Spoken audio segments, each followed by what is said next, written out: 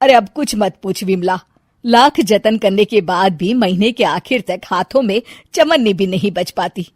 कभी अपने लिए कोई छोटी सी भी चीज लेनी हो तो 10 बार सोचना पड़ता है।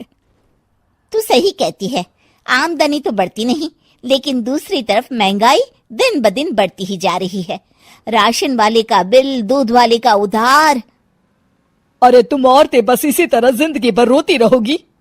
खुद के पैरों पे खड़े होने की सोचो, तब तुम्हें पैसों के लिए किसी का मुंह नहीं देखना पड़ेगा। अरे तू इतनी बड़ी बड़ी बातें कर रही है, तू ही बता दे हम क्या करें। हम औरतें चाहे तो कोई छोटा मोटा व्यापार कर सकती हैं, जैसे कि साड़ी बेचने का। सुधा की बातें सुन सब औरतें हंस पड़ती हैं।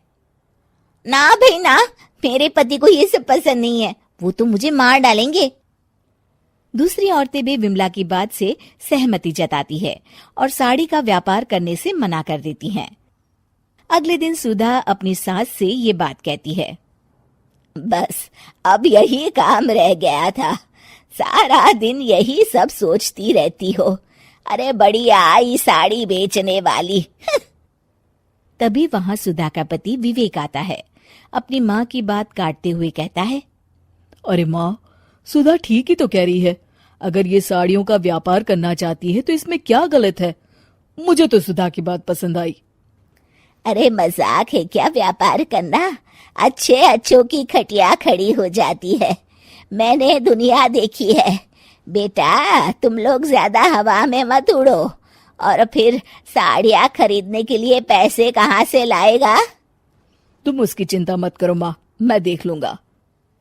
अगले दिन विवेक अपने एक दोस्त से कुछ पैसे उधार लेकर साड़ी के कारखाने से बहुत सारी साड़ियाँ खरीद लाता है।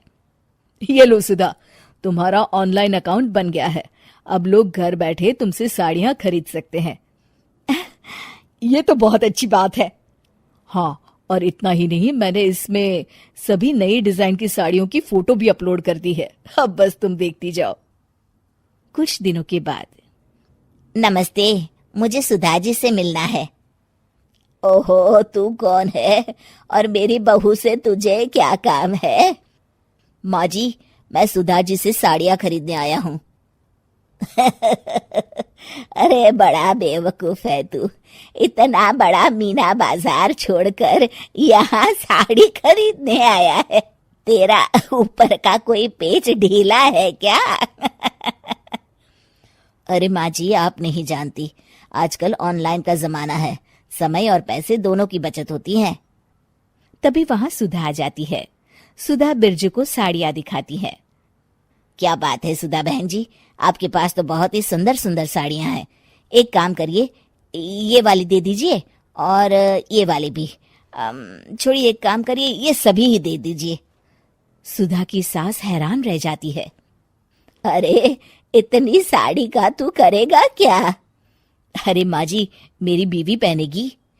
अरे कितनी बीवियां है तेरी? माँ जी आप भी ना, बीवी तो एक ही है। पहले तो मैं 2-4 साड़ियाँ लेने आया था, लेकिन अब पूरी 20 साड़ियाँ ले जा रहा हूँ। ये लीजिए सुधा बहन जी, आपके पैसे, चलता हूँ। धीरे धीरे सुधा के द्वारा घर में खोली गई छोटी सी दुकान चल पड़ती है और देखते ही देखते सुधा के घर ग्राहकों की लाइन लग जाती है। पैसों की आमदनी देख सुधा की सास की आंखें फटी की फटी रह जाती है। जा बहू, अब तू थोड़ा आराम कर ले, इन लोगों को मैं साड़ियाँ दिखा देती हूँ। माँ जी आप? अरे हाँ हाँ, अब जा भी। इस तरह सुधा की सास भी उसके कारोबार में हाथ बटाने लगती है।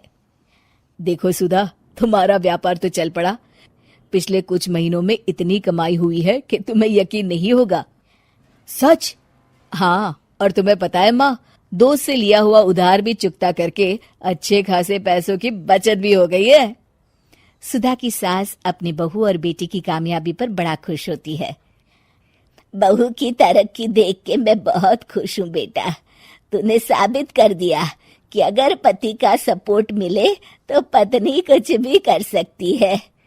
जी माँ जी, आपने बिल्कुल सही कहा।